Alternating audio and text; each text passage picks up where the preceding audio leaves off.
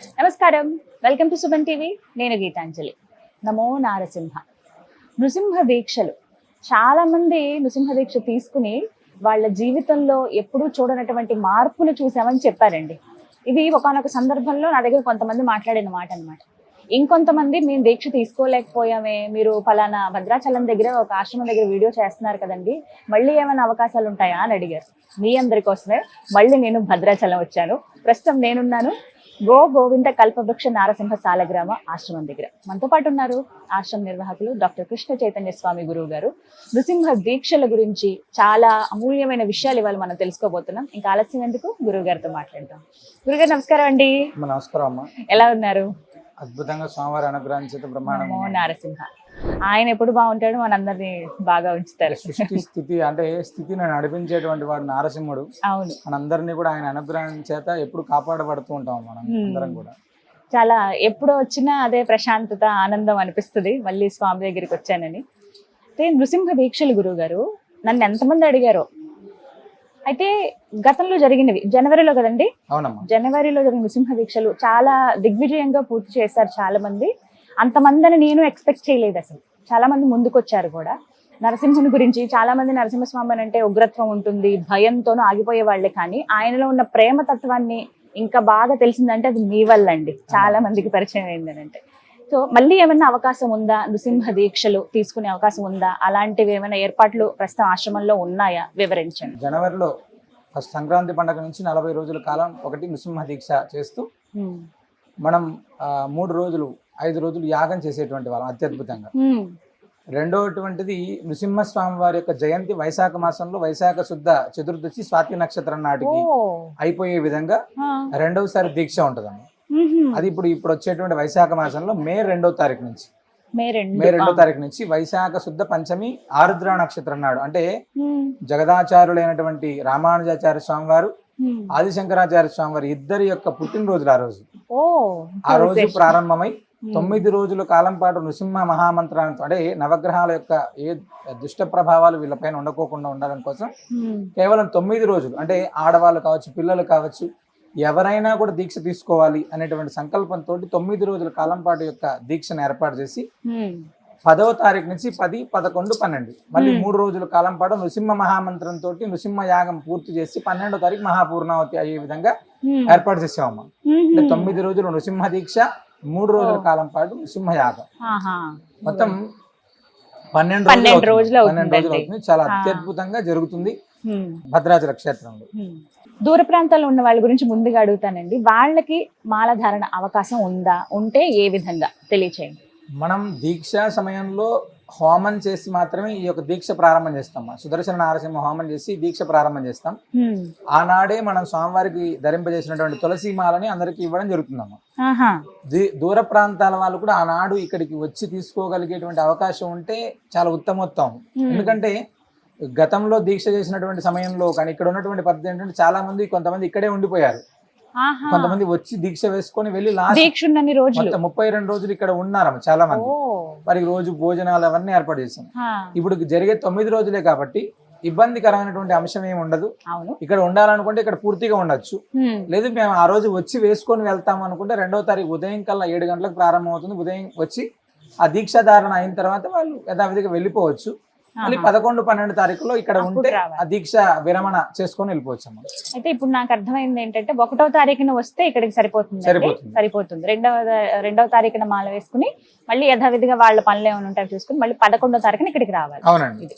ఇక దీక్షలో ఉన్నటువంటి నియమాలు మాట్లాడదాం గురువు గారు. ముందుగా ఎటువంటి నియమాలు, ముందు నుంచి కొన్ని నియమాలు పాటించాల్సి ఉంటుంది. ఇప్పుడు 2వ తారీఖు మాల వేసుకున్నా 31 తారీఖు నుంచి, ఏప్రిల్ 30 నుంచి, లేకపోతే 1వ తారీఖు నుంచి ఖచ్చితంగా పాటించాల్సిన నియమాలు ఏమన్నా ఉన్నాయా? దీక్షాధారణ చేసుకోవాలనుకునేటువంటి వాళ్ళు ఎవరైతే ఉందో ముందు ఇల్లు శుద్ధి చేసుకోవడం, ఫస్ట్ వాళ్ళకు ఉన్నటువంటి క్షౌరకర్మలన్నీ కూడా పూర్తి చేసుకొని ఇల్లు శుద్ధి చేసుకొని బయలుదేరేటప్పుడు వాళ్ళ తల్లిదండ్రులకు నమస్కారం చేసుకొని ఇక్కడికి వస్తే ఈ దీక్ష దాంట్లో పూర్తి స్థాయిలో, అంటే ఆ 9 రోజులు పాటించే దాంట్లో సాత్వికాహారం, ఉల్లి వెల్లుల్లి అలా ఏం లేకుండా నియమమైనటువంటి భోజనం భగవంతుడికి నివేదన చేసి ఆ ప్రసాదాన్ని తీసుకున్నటువంటి విధంగా, అంటే పొద్దున టిఫిన్, మధ్యాహ్నం భోజనం, రాత్రి ఎలా కాకుండా ఉదయం ఏదైనా స్వామివారికి నివేదన చేసిన కొంచెం ప్రసాదం, మధ్యాహ్నం కొంచెం భోజనం, రాత్రి కొంచెం, అంటే దీంట్లో కూడా ఎక్కువగా తినకోకుండా వీలున్నంత వరకు సాత్విక ఆహారంగా కొంచెం నిమిత్తంగా కొంచెంగా తీసుకొని ఎక్కువ శాతం నృసింహ మహామంత్రాన్ని అనుష్ఠానం చేయాలమ్మ. అంటే దీక్ష అనేటువంటిది మనం ఒకసారి చేస్తే ఆ దీక్ష యొక్క ఫలితం మన కుటుంబానికి ఉపయోగపడేలాగా ఉండాలి. చాలా మంది దీక్ష చేసామా అయిపోయిందా వెళ్ళిపోయామా ఇలా కాదమ్మా. మేము చాలా మంది దీక్ష చేసిన తర్వాత వాళ్ళ కుటుంబాల్లో చాలా అద్భుతమైనటువంటి మార్పులు చూసాం. ఆర్థిక స్థిరత్వంగా కుటుంబంలో సెటిల్ అయినటువంటి వాళ్ళు, వివాహానికి సంబంధించిన, ఉద్యోగానికి సంబంధించినటువంటి సంతానాలకు ఇబ్బంది పడి ఇలా ఎన్నో రకాలైనటువంటి మార్పులు మేము ప్రత్యక్షంగా చూస్తూనే ఉన్నాం. గత 9-10 సంవత్సరాల నుంచి ఈ కార్యక్రమం జరుగుతుంది కదా. చాలా కుటుంబాలు చాలా అత్యద్భుతంగా సెట్ అయ్యారు. నృసింహ మహామంత్రాన్ని సాధారణంగా జపం చేస్తేనే అద్భుతమైన ఫలితం ఉంటుంది. ఒక దీక్షగా ఉండి నృసింహ మహామంత్రాన్ని మనం అనుష్ఠానం చేస్తుంటే ఎంత అద్భుతమైనటువంటి ఫలితం ఉంటుందనేది మనం ఊహ కూడా అందదమ్మా. ఎందుకంటే నారసింహ సమోదేవో త్రైలోక్య నాస్తి నిశ్చయ అని బ్రహ్మాండ పురాణం చెప్తుంది. అలాంటి నృసింహస్వామిని, అలాంటి నృసింహ మహామంత్రాన్ని మనం ఒక నియమబద్ధంగా 9 రోజుల కాలం పాటు రోజు ఒక 1000 సార్లు, 500 సార్లు, 108 సార్లు మనం చేస్తూ ఉంటే దాని ఫలితం ఖచ్చితంగా మనకు వస్తుందంటారు.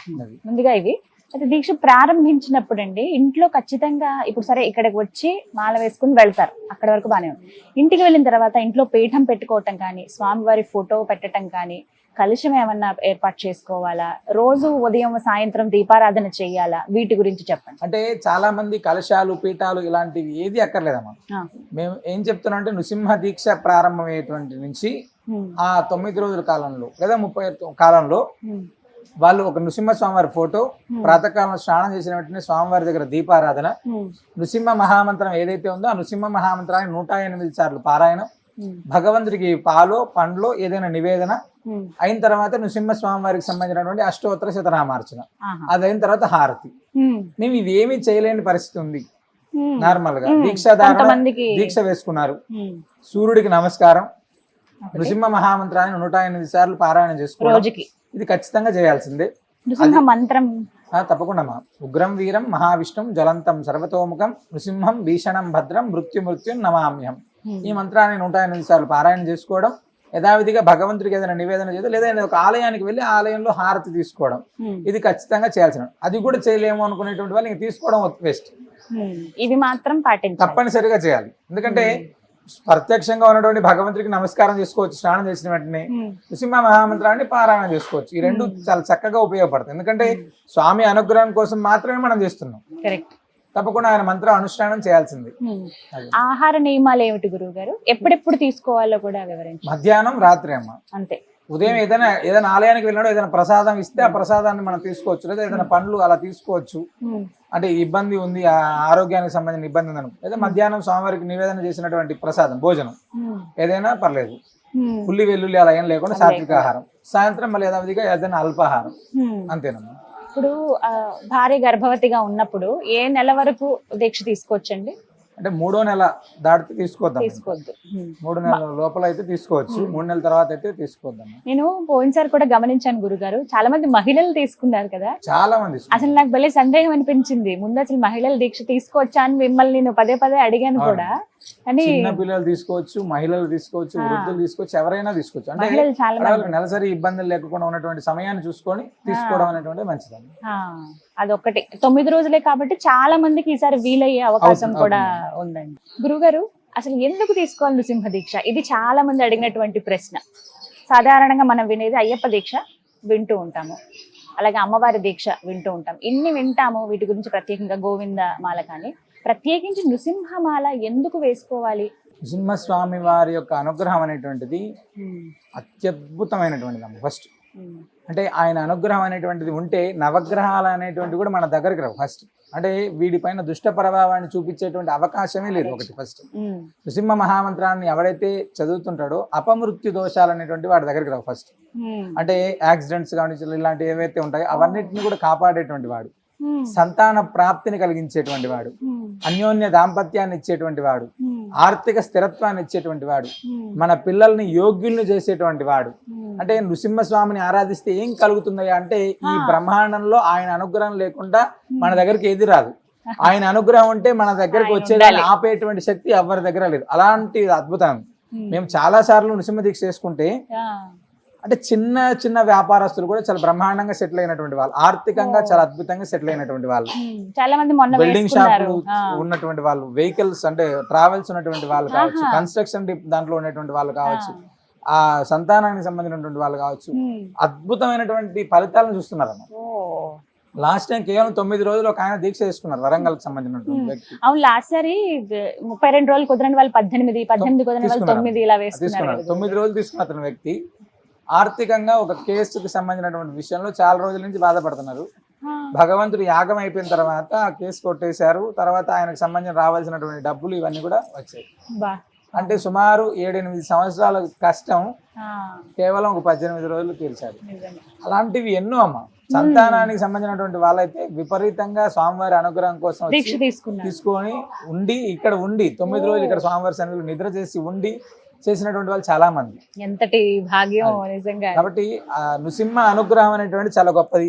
అది నృసింహ దీక్షగా చేస్తే, నృసింహ స్వామివారి యొక్క దీక్షగా మనం చేసేటువంటి ఏదైనా సరే అత్యుత్తమమైనటువంటి ఫలితం మనకు కలుగుతున్నాం. ఇది నేను చెప్పేటువంటి మాట కాదు, బ్రహ్మాండాది పురాణాలు అనే చెప్తున్నాయి. స్వామి యొక్క వైభవం చెప్పాలంటే వేదం అంతా స్వామివారి గురించి అత్యద్భుతంగా చెప్తుంది. అలాంటి అనుగ్రహం మనది కూడా మన కుటుంబానికి రావాలంటే ఒక్కసారి నృసింహ దీక్ష చేసి చూడండి, ఖచ్చితమైనటువంటి ఫలితాన్ని ఇప్పించేటువంటి బాధ్యత మాది. అలాగే చివరి రోజులు 3 రోజులు చేసేటువంటి హోమం గురించి కూడా చెప్పండి గురుగారు. అంటే హోమం జరుగుతుందండి ఆ రోజు చివరి 2 రోజులమ్మా. నృసింహ జయంతి మరుసటి రోజు వైశాఖ శుద్ధ చతుర్దశి పౌర్ణమి, వైశాఖ పౌర్ణమి. వైశాఖ శుద్ధ చతుర్దశి ఏమో స్వామివారి యొక్క జన్మ నక్షత్రం. సాక్షాత్తు హిరణ్యకశిపుడి సంహారం చేసినటువంటి రోజు అది. ఆ రోజు అండి. అవునమ్మా. ఆనాడు స్వాతి నక్షత్రం, చతుర్దశి ఆదివారం చాలా అత్యద్భుతంగా స్వామివారి సన్నిధిలో ప్రాతకాలంలో ప్రారంభమై స్వామివారికి 9 కలశాలు విశేషమైనటువంటి అభిషేకం అయిన తర్వాత నృసింహ మహామంత్రంతో హోమం, సాయంత్రం నృసింహ ఆవిర్భావ ఉత్సవం అని ఉంటదమ్మా. చాలా అత్యద్భుతంగా ఆవిర్భావ ఉత్సవం, మరుసటి రోజు నృసింహ మహామంత్రంతో హోమం, పూర్ణాహుతి. ఇవన్నీ కూడా 1,00,000 ఆవు పిడకలను తయారు చేసి ఆ 1,00,000 ఆవు పిడకల్ని కూడా ఆ హోమంలో మనం సమిధలుగా వాడతారమ్మ. చాలా వైభవంగా ఉంటుంది. అయితే ఖచ్చితంగా అవకాశం ఉంటే మీరు కూడా రండి. స్వామివారి తప్పకుండా. అసలు పోయినసారి కూడా రాలేకపోయాను అని అనుకున్నాను, కానీ ఈసారి ఆయన దయ అంత ఆయన రప్పించుకోవాలంటే తప్పకుండా ఈసారి ఆ సమయంలో ఉంటే చాలా బాగుంటుంది. ఖచ్చితంగా ప్రయత్నిస్తాను. గురుగారు, వస్త్ర నియమం చెప్పండి. కొంతమంది ఉట్టి కండవ మాత్రమే వేసుకుంటారు, మామూలు బట్టలు వేసుకున్నా కూడా ఈ పసుపు రంగు ఏదైతే ఉందో స్వామివారికి నిదర్శనంగా చూసేది, ఓన్లీ కండవ మాత్రమే ధరించే వాళ్ళు ఉంటారు. అలా వేసుకోవచ్చా? పూర్తి వస్త్రం పసుపు వస్త్రమే ధరించాలి? ఇక్కడ విషయం ఏమవుతుందంటే మొదటిగా అయితే ఖచ్చితంగా పసుపు వస్త్రాలు వేసుకోవాలి. చాలా మంది అది ఇబ్బందికరంగా ఉంటుంది, అంటే వాళ్ళ డ్యూటీలకు సంబంధించిన విషయాలు మాకు కొంచెం అంటే ఇట్లా అలౌ చేయరు అనేటువంటి వాళ్ళు స్వామివారి యథావిధిగా అంటే ఉతికిన బట్టలు వేసుకొని పైన కండువాని వేసుకుంటాం స్వామి అని అడిగి వేసుకుని వెళ్ళేటువంటి వాళ్ళు చాలా మంది ఉన్నారు. అలా అయినా పర్లేదు. అంటే స్వామివారి పైన అచంచలమైనటువంటి భక్తితో మనం చేస్తున్నాం అనేటువంటి భావన వాళ్ళు కలిగి ఉన్నప్పుడు అది ఇబ్బంది లేదు. కానీ కావాలని చేయడం అయితే కరెక్ట్ కాదు. అంటే ఇప్పుడు కొన్ని కంపెనీలకు వెళ్తే అది అలో చేయరు, మాకు ఇది నియమం ఉంది, డ్రెస్ నియమం ఉంది, ఇలా ఉంది అనుకుంటే అది మనం స్కూల్స్ లో వెళ్ళేటువంటి పిల్లలు చాలా మంది, మా దగ్గర కాలేజ్ పిల్లలు, స్కూల్కి వెళ్ళే పిల్లలు కూడా చాలా మంది వేసుకున్నారు మొన్నసారి దీక్ష. ఆ స్కూల్కి వెళ్ళేటప్పుడు స్కూల్ డ్రెస్ వేసుకొని వెళ్ళి మళ్ళీ వచ్చిన తర్వాత యథావిధిగా నృసింహ దీక్ష బట్టలు అంటే వాళ్ళకు ఉన్నటువంటి పరిస్థితులను బట్టి. కాబట్టి అలా ఏమి ఇబ్బంది లేదమ్మా, వేసుకోవచ్చు. కొంతమంది షూ వేసుకోవాల్సి వస్తుంది, పోలీసులు అయితే, కొంతమంది డాక్టర్లు అయితే ఖచ్చితంగా వేసుకోవాలి. థియేటర్ లోకి వెళ్ళేటప్పుడు, ఆపరేషన్ థియేటర్ లోకి వెళ్ళేటప్పుడు అంటే కొన్ని కంపెనీల్లో ఖచ్చితంగా షూస్ కంపల్సరీ. అంటే వారికి రక్షణ కూడా అది, మనం దాన్ని కాదనలేనటువంటి. మేము చెప్పేది ఏంటంటే నీ పైన నువ్వు ఉండేటువంటిది భగవంతుడి పైన అచంచలమైనటువంటి భక్తి, విశ్వాసం. ఈ రెండు ఉండి నువ్వు చేయగలిగితే భగవంతుడి ఇలాంటి లోటుపాట్లన్నింటినీ కూడా ఖచ్చితంగా చూడడు. ఫస్ట్ భగవంతుడి పైన నువ్వు అంత ప్రత్యేకమైనటువంటి భక్తి శ్రద్ధలు లేనప్పుడు నువ్వు ఎలా వేసుకుని చేసినా కూడా ఉపయోగం లేదు. 365 రోజులు దీక్ష చేసినా కూడా నీ బుద్ధి అనేటువంటిది కరెక్ట్ లేకపోతే ఉపయోగం. మన బుద్ధి అనేటువంటిది కరెక్ట్ గా ఉంటే స్వామివారి అనుగ్రహం కాంక్షించడం సెకండ్లలో అయిపోతుంది. అది మనం తెలుసుకోవాలమ్మా. గురుగారు, కొంతమంది నన్ను అడిగారు ఒకసారి, నేను దీక్ష తీసుకుంటాను, అయితే ప్రత్యేకించి నా కోసమనో నాకు అనుగ్రహం కోసమనో కాదు, మా అబ్బాయి పరిస్థితి బాగాలేదు, మా అమ్మాయి పరిస్థితి బాగాలేదు, లేకపోతే మా నాన్నగారికి ఇలా ఉందండి, మా అమ్మగారి పరిస్థితి ఇది, మాకు తెలిసిన వాళ్ళకి, నా ఫ్రెండ్ కోసం అని చెప్పి ఇలా పక్కన వాళ్ళు దీక్ష తీసుకుంటూ ఉంటారు. అది సబబేనా? అలా తీసుకోవచ్చా అసలు? అమ్మ, మీరు దానికి వచ్చామైతే మన భద్రాచలంలో ఒక అబ్బాయికి లివర్ కి సంబంధించినటువంటి ప్రాబ్లం అయితే వాళ్ళ తండ్రి గారు నృసింహ దీక్ష తీసుకున్నారు. ఆయన ఆ అబ్బాయి తండ్రి గారు నృసింహ దీక్ష తీసుకొని ఆ దీక్షాకాలం అంతా అబ్బాయి దగ్గర కూర్చొని, అంటే హాస్పిటల్ ట్రీట్మెంట్ ఇవన్నీ జరుగుతున్నాయి కూడా, జరుగుతున్న కాలంలో ఆ అబ్బాయి దగ్గర కూర్చొని ఉగ్రం వీరం మంత్రం చదువుకుంటూ ఉండేవాడు ఆ దీక్షా కాలం అంతా కూడా. ఆహా.